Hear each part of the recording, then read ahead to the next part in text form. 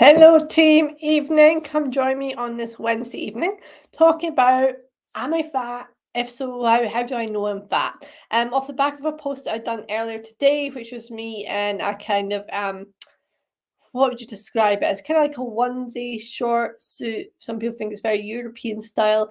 And I posted, am I fat? And spoke about how we compare ourselves to others. So how do you know if you're fat or not? Is it about comparing yourself with others? Is it about feeling in your body? And just wanted to cover that off with you tonight. But I'll give you a few moments to join me. Say hello if you're on the YouTube, Facebook, LinkedIn. Hey, Jackie on Insta. I tell you what, I've done so many steps today, so I think I'm no longer fat. I could not find my mobile phone. I was up and down the stairs like a yo-yo. I think I'm losing the plot today. Maybe it's the heat. I do feel like I need some sunglasses for this live tonight. It feels quite bright. All right, team, let's get into them. So how do I know if I'm fat? Well, first up, I think we have a feeling, right? So we can say, oh, I feel fat in this clothes. I feel fat in that top, fat in this outfit, whatever it may be. You might feel like you feel fat. And what often happens at this time of year is we pack our holiday clothes, we feel good about ourselves, and then we go on holiday and we start to compare ourselves. So there is a saying about comparison is the thief of all joy. Absolutely true, but it doesn't stop us from doing it.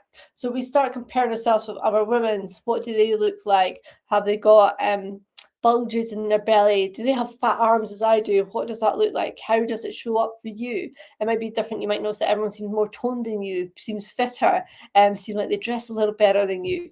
Whatever it might be, you might just be comparing to your hair, your makeup, and just getting really hypercritical about yourself because you're not comfortable in your own body. So then you start looking at all the faults, all the little niggles, the things you don't like about your body, and it just magnifies everything. And I think when we go on holiday, we can no longer have the hoodies on, we no longer got big jumpers on. So our body's ultimately fully exposed. So you're already out of your comfort zone. So you're feeling fat because you're comparing yourself to other people, because you don't necessarily might have a sarong around the pool to wear, something like that, but you feel like exactly that. You're covering up your body at any opportunity because there's all these other beautiful women who are going around all toned, looking slim, and you're comparing yourself to that. But what you're not seeing is what is the journey, what's their story behind where they are. And you're not seeing that in yourself. You're just criticizing your body. So let's go to, well, how do we know if we're actually fat? One, you might get people making comments, right? So I posted that picture today and I had people comment going, no, you're not fat in that outfit, not at all. The truth is, I'm fatter than I was pre-knee op because I've not been able to train the same way. I've not been able to move the same way. I was a good 6 weeks before I was allowed to train again. And I'm only slowly getting back into training and I had to revert back and not do as much training again. So psychologically, I feel fatter because I'm not training in the same way. So I'm not building my muscles in the same way. Hi, Alex. So I feel that. So there's definitely something that comes from movement. So when you're doing your training, when you're moving your body, you instantly feel a bit better about yourself because you're taking action. So you feel fitter. You've got your workout in, you've done your strength training, whatever it might be. And then when we stop doing our workouts, or it might be like myself through injury, or it might be like you just, being busy and life is taking over, we start to criticize our bodies more because we're not turning up for ourselves. So we feel like we've broken our promise, we're fat, we might as well give ourselves permission. We get into that negative language. Oh, we're fat, we're not, look at our bodies, my thighs, my arms, I'm not happy with myself. And it's almost like you get down on yourself to then give you permission to have the junk food. It's like a gateway pattern. So then you're like, well, if I'm fat, then I might as well just have the packet of biscuits. I might as well eat all the cookies, right? So it's almost like you get yourself into a mental state that then gives yourself permission to eat the junk food, which is going to make you feel worse. And then you're going to have the packet of biscuits, the cookies, whatever it may be, and then you're feeling worse after it and go, oh my God, I knew it, I'm fat. I've just eaten a whole packet of biscuits. I've just binged eat on these things, a whole snack bag of crisps, whatever it may be. And then again, you're feeling worse and you're beating yourself up and you're thinking, what's the point? I'm just going to give in. I'm destined to be fat. But let's be honest, how do we know if we are fat, right? Because we're going to criticize ourselves. Other people might say, oh, no, you're not, you're beautiful, whatever. You're like, oh, come on, whatever. So it's that thing I always say about your feelings are valid. So if you feel fat, that is valid to how you're feeling, and we're not going to take away your emotions. But what we are going to do is look at how do we know if we are actually fat or we're just being hypercritical. First up, look at the size of your clothes. And now I'm not saying about comparing the size of your clothes from where you're now to when you were 21, because 21-year-olds, it drives me nuts. We post all these pictures, that's great. They've not been through life. They've not had hormones. They've not had a heap load of stress. You know, there's lots of things they've not experienced. Maybe they've not had children, so many different things, maybe not had injuries and ailments and all that jazz, and the stress that happens once you're in your 30s plus. So it's really going about clothes. Where am I now compared to this time, say last year? Are you in the same size of clothes? Do they feel a bit tighter? Now, again, this is not to say that you're fat per se, it just means you put some weight on. Okay, so what are the factors over the past year that means you put weight on? Has it been stress? Has it been overeating? Has it been you not working out? Have you been breaking your promises to yourself to look after your health and fitness? Okay, so that's one way, going by the feel of your clothes. Now, the next one is a lot of people are buying these bathroom scales that have a breakdown in terms of fat percentage in the body. And it might say your 40% of your body weight is fat. And some people can get the fear and feel really depressed and down about that. The truth is they're not 100% accurate, but they are a bit of an indicator. And the thing with fat, you have two types of fat. One's the unhealthy fat, if you like, the one that collects around your organs. And the other is the layer of fat that you're going to have because actually you need it to keep you warm. We need some fat in our body. That's the truth. And it's not about jumping on the scales and beating yourself up with that number.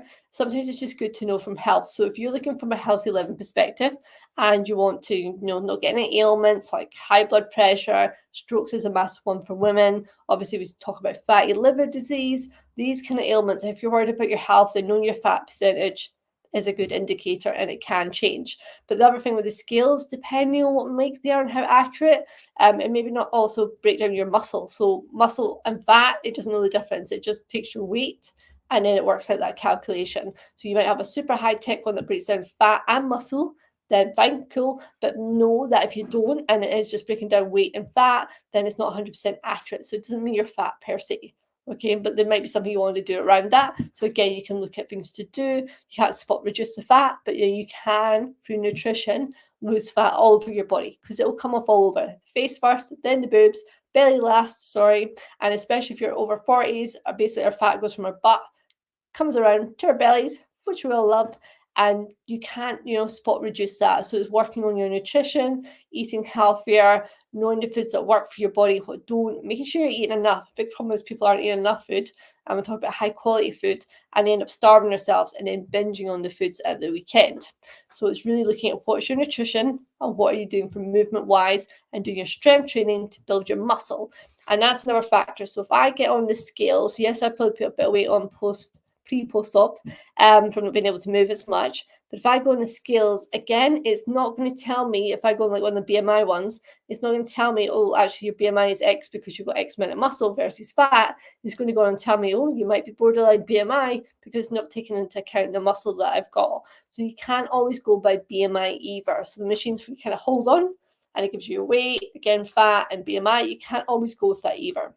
BMI has been used in the NHS for many, many years. It helps them as an indicator with kind of obese people, risk of operations, the state of someone's health. So it's kind of used as a bit of an even playing field for everybody, really. So it's one way for them to easily kind of look and go yes or no. But BMI doesn't always mean that you're overweight or you're fat, depending on how you work out. But let's be honest, you're going to know. If you're eating all the wrong foods, you're not working out, your clothes are bigger than they were this time last year, you find it harder to walk up the stairs, up the hill, then the chances are you have put fat on and you're less healthy than you were this time last year. Okay, so it's about not just being self-critical, but also looking at the facts and what is the evidence telling you. And again, not to beat you up about it, but so you've got the facts and then you can work off the back of it. Now, we've mentioned BMI. Like I say, it's quite controversial now because people are like, oh, there's lots of faults with BMI. And yes, it is, but at the same time, it does give you a bit of an indicator. Because let's face it, if you're far up into the zones where you might be going from overweight to obese, then it's a good indicator to go, oh God, I don't want to be in the obese category.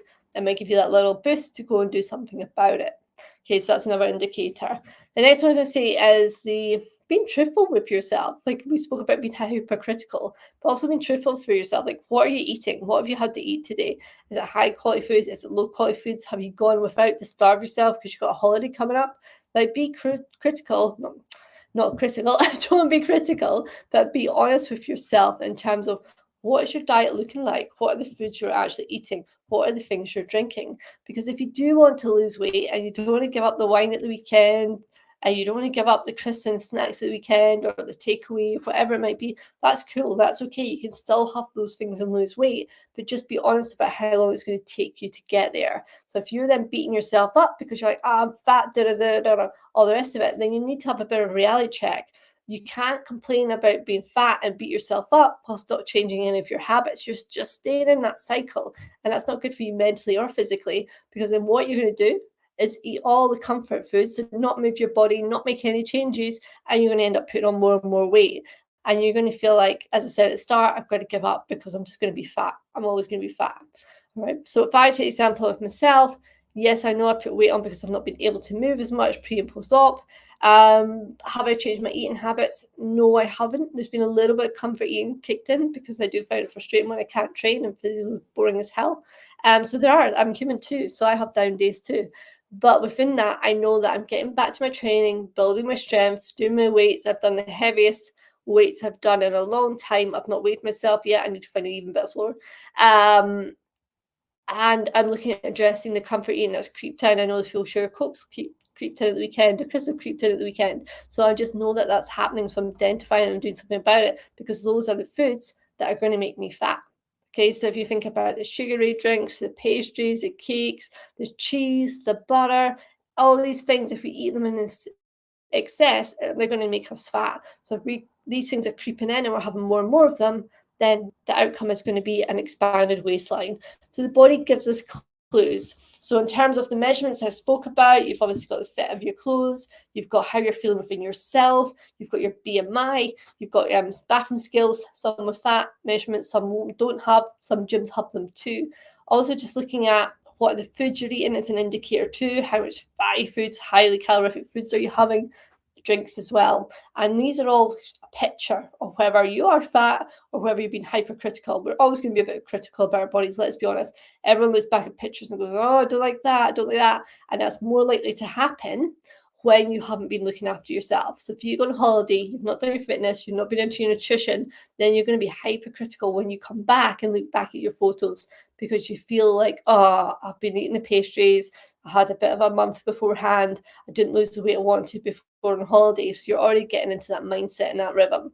So one way to combat I'm fat, I'm going to always be this way, is by taking action to do the opposite. Prove yourself wrong, keep the promises to yourself, go, right, that's it, I'm going to take action, I'm going to increase my fitness, whatever that looks like for you. I'm going to start eating healthier, whatever that looks like for you. And those two things hand in hand will improve your mental health as much as your physical health, and it will give you motivation to keep doing the things that are going to help your health. So it can be done, and that's how you know, am I fat, am I not, from a self perspective, being honest without being hypercritical, and then looking at key metrics that we can use around that as well, and body data.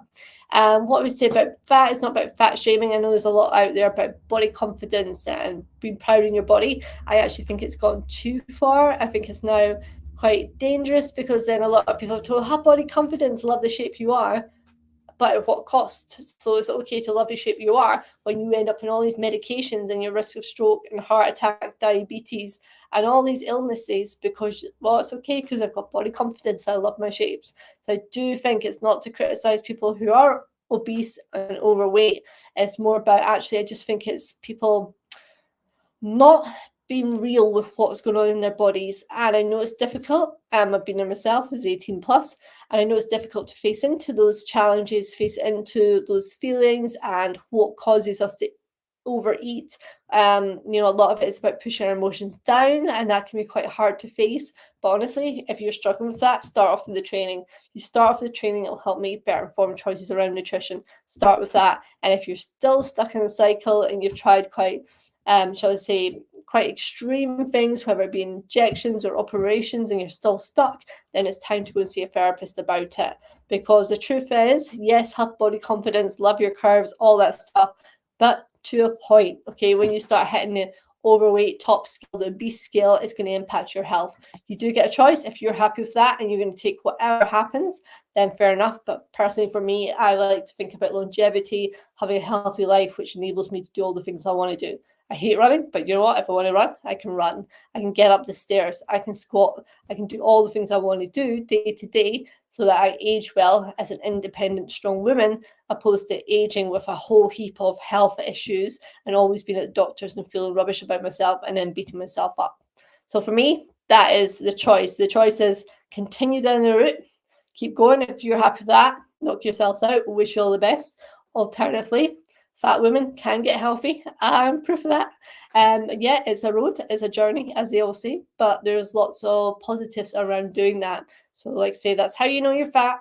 Have an honest conversation, use the data, use the metrics, and then decide to do something about it. And you can do that on your own steam, or you can get help from other people. Truthfully, I've never done it on my own. Nobody ever does it on their own. So I would seek help because that's going to get you there quicker. If you think it's taking me 9 years, that 9 years experience I can put into you in 4 months, and it can change your life. So that's the truth. That's what I do, change lives. All right, team, thank you for joining me this evening. Appreciate you. Appreciate your time. Any questions, give me a shout, drop into the DMs, and I will catch you